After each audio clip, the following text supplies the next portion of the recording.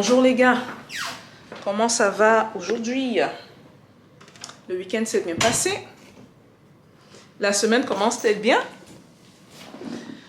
Bon, écoutez, j'aimerais qu'on parle de quelque chose de très intéressant qui nous est arrivé à nous, mais qui je suis sûre est arrivé à plusieurs personnes et qui est quand même assez récurrent.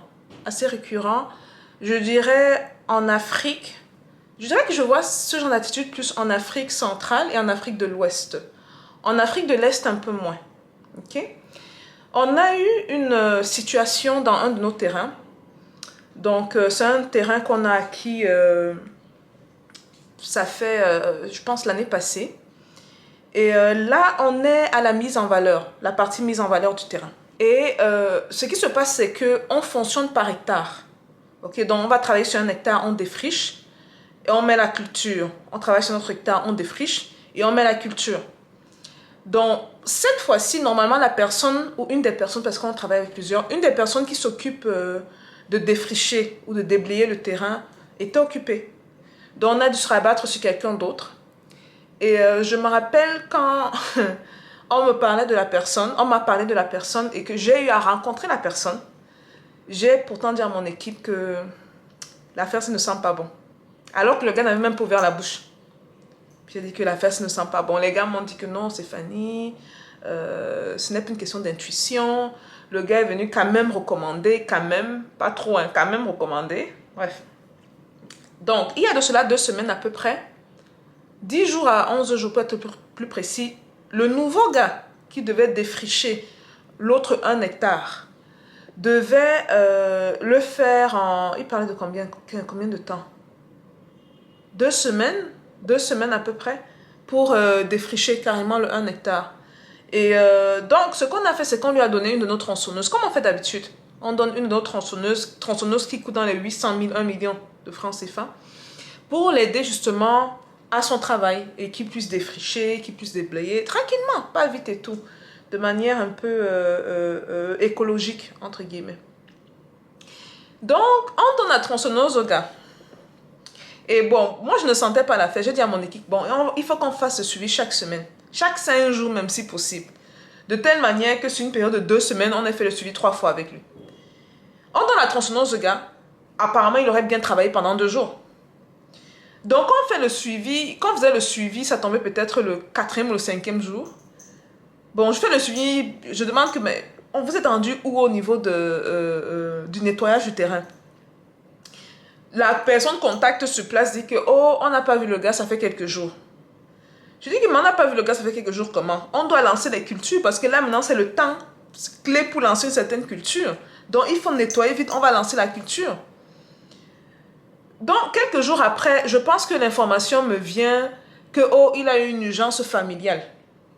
Donc entre-temps, il a travaillé 2 jours sur le terrain, rien d'autre. Il a une urgence familiale. Bon, il a l'urgence familiale. Qu'est-ce qui se passe? On ne sait pas, il a l'urgence familiale. Et il est parti avec la tronçonneuse. Moi, c'est ça même qui... Il peut partir seul, il part seul, ça ne me dérange pas. Il est parti avec la tronçonneuse. Là, je dis que bon, il part avec la tronçonneuse, c'est pas bon. Peut-être 1 semaine après, donc du genre, 2 jours après, il a travaillé 2 jours. 3 jours après qu'il ait fini de faire le travail le 2e jour-là, on nous dit qu'il a l'urgence familiale.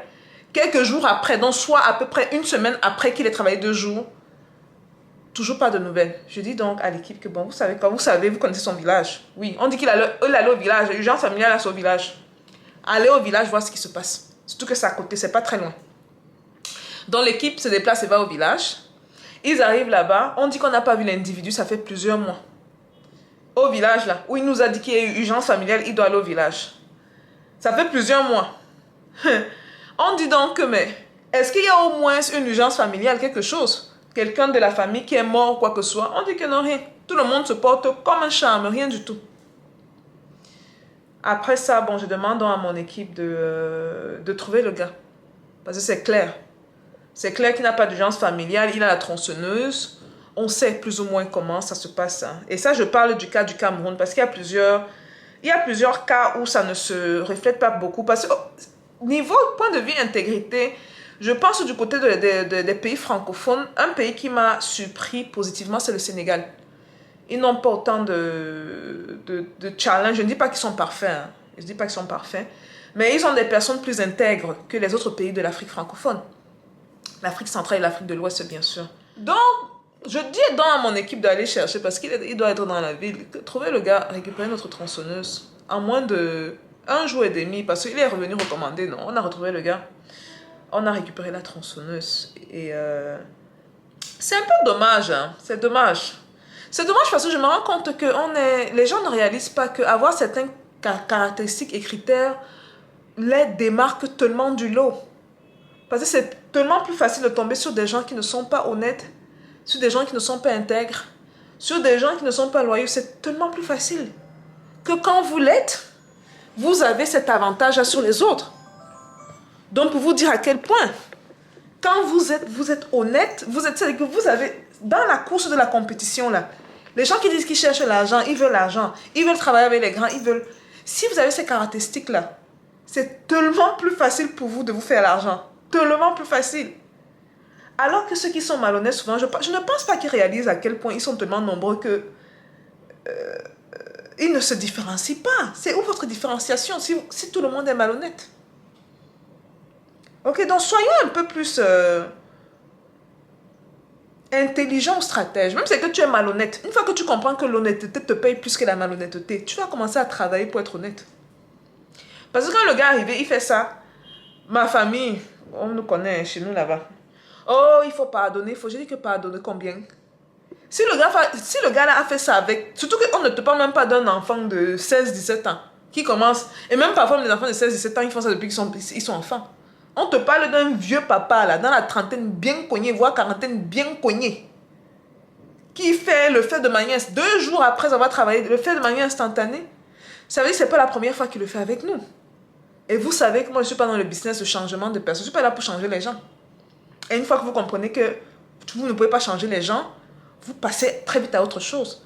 Que oui, mais il faut pas attention et tout. On va s'asseoir, on va parler. C'est vous qui avez le temps de vous asseoir. Vous qui passez le temps de vous asseoir là, à quoi ressemblent vos comptes bancaires?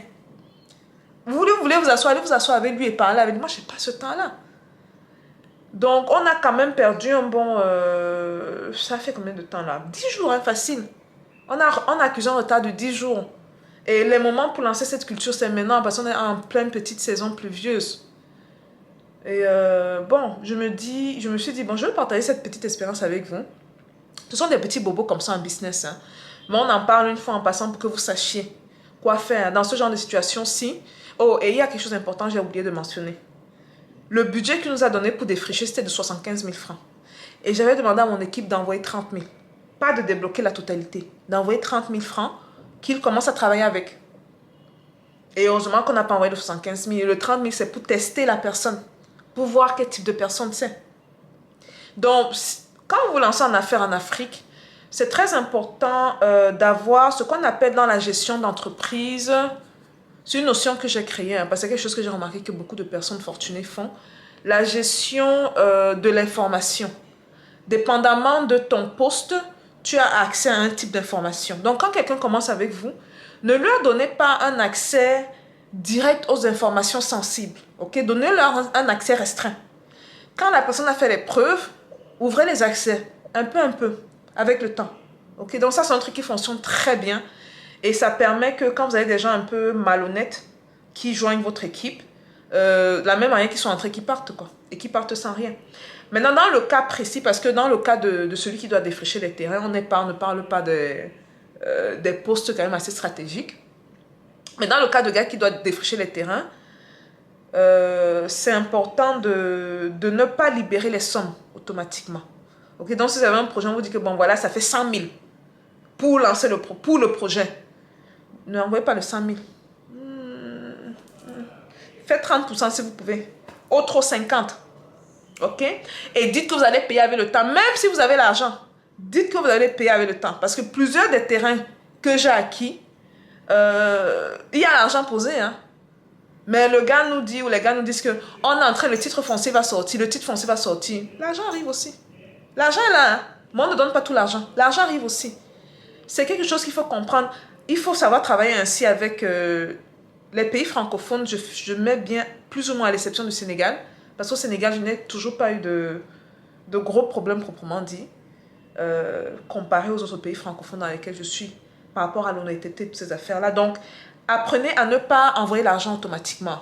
Surtout qu'il y a beaucoup de gens de la diaspora qui, quand on vient investir ici, on a tendance à oublier les réalités du terrain.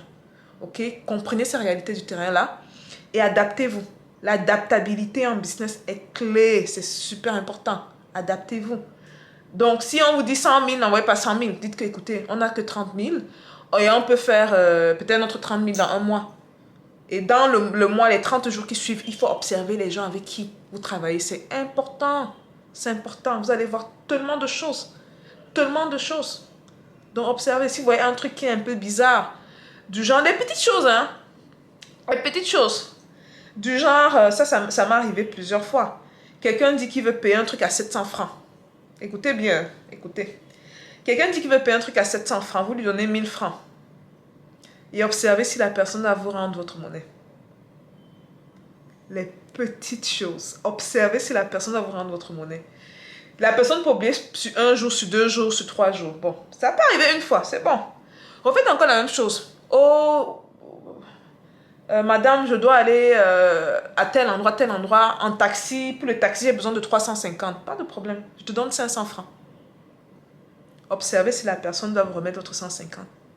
Si ça arrive 2-3 fois, faites très attention. Ok, donc, et ne vous gênez pas à tester les gens. Quand vous ne connaissez pas quelqu'un avec qui vous devez travailler, vous voulez travailler, testez les gens. Ne vous dites pas que, mais est-ce que je... Testez les gens, c'est votre argent. C'est votre argent. Et il y a une pénurie de personnes honnêtes. Dont les rares personnes qui sont honnêtes ont 100 fois plus de chances de devenir très riches que ceux qui ne le sont pas. Ils ont une longueur d'avance. La longueur d'avance là est ridicule sur les gens qui sont malhonnêtes. Parce que dans la malhonnêteté et le manque d'intégrité, ils sont tellement nombreux. Ok, donc c'est le point de la vidéo. C'était pour partager cette expérience-là. Quand on arrive dans un milieu, on ne se plaint pas. Ouais, ils sont malhonnêtes, il faut savoir quoi faire. Ok, donc vous testez vos gens personnellement. Vous ne débloquez pas les fonds. Si ce sont des postes un peu plus bureaucrates au niveau du boulot, il faut avoir des accès à trucs. On limite l'information aux informations. Non, on limite les accès aux informations. Et voilà. Petit, moi j'appelle ça un petit dos d'âne sur la route. Rien de spécial, hein, les gars. Quand ça arrive, vous résolvez le problème, vous apprenez de ça, vous avancez. Là, on a trouvé quelqu'un d'autre qui pourra continuer le défrichage en attendant que les personnes habituées avec qui on travaille reviennent pour continuer à travailler. Voilà. Puis ça, je vous souhaite à tous une très bonne semaine et on se voit demain. Bye.